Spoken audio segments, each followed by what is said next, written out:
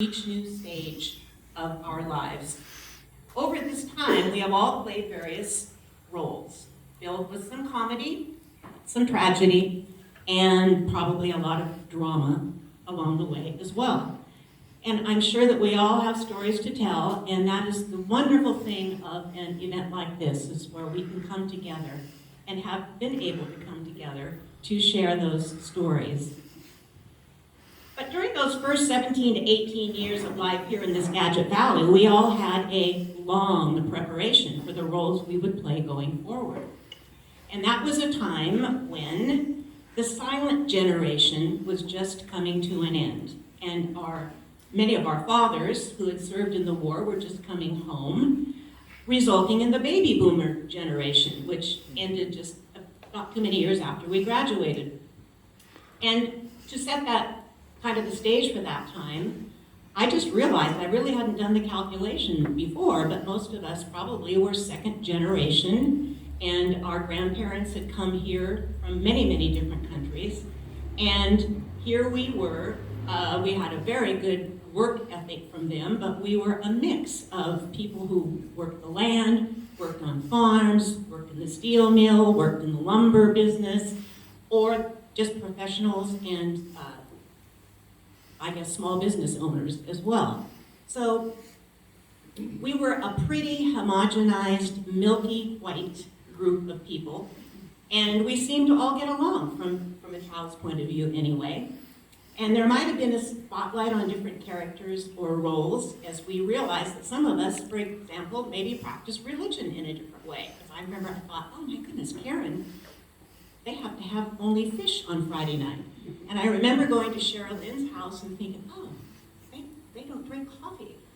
Whereas my mom, good Norwegian as she was, drank coffee every morning. Of course, we didn't because it might stunt your growth, if you remember back in the day. Of course, no Starbucks at that time.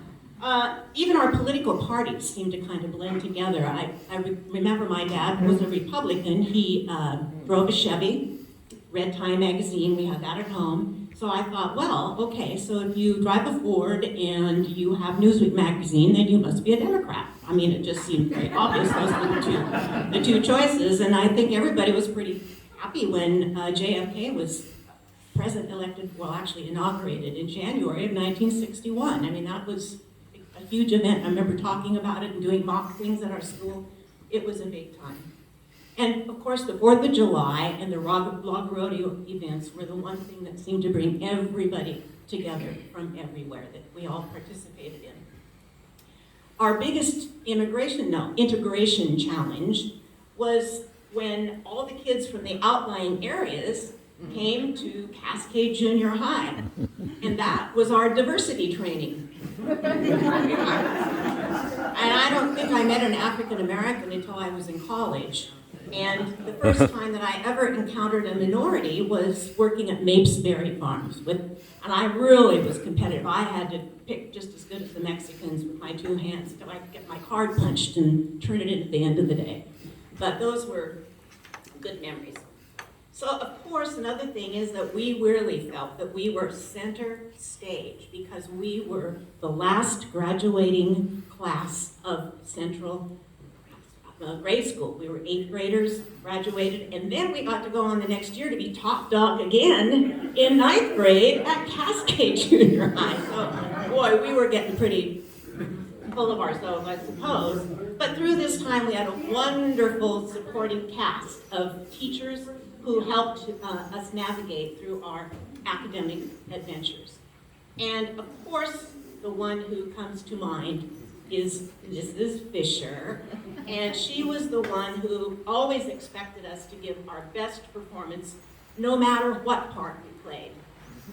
And I don't know, I thought Judy was going to do this, but I think I will because I think it'll bring back.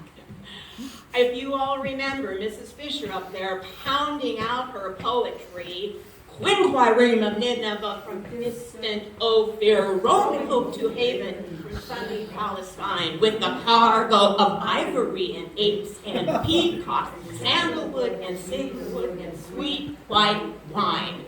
Oh my gosh, that lady. Gotta love her, yeah.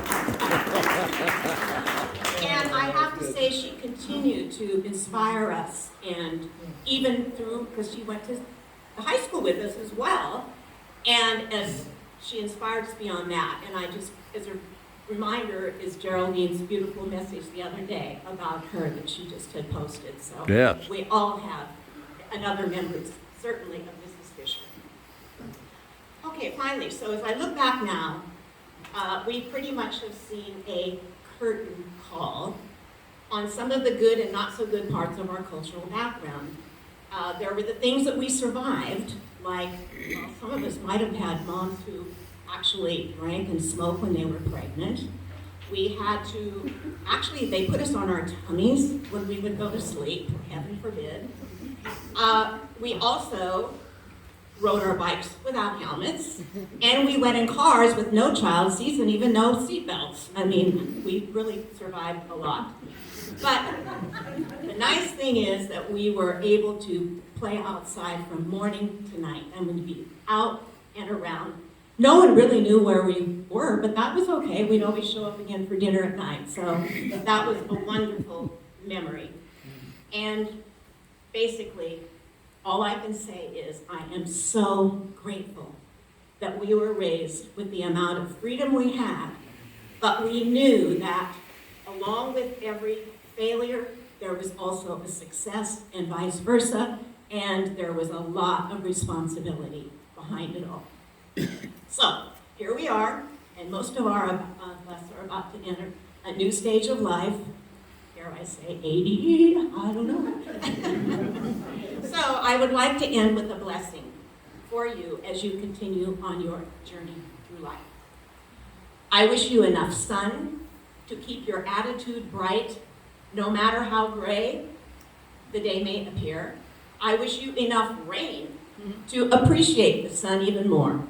I wish you enough happiness to keep your spirit alive and everlasting. I wish you enough pain so that even the smallest of joys in life may appear bigger. I wish you enough loss to appreciate all that you possess, and I wish you enough hellos to get you through to the final goodbye.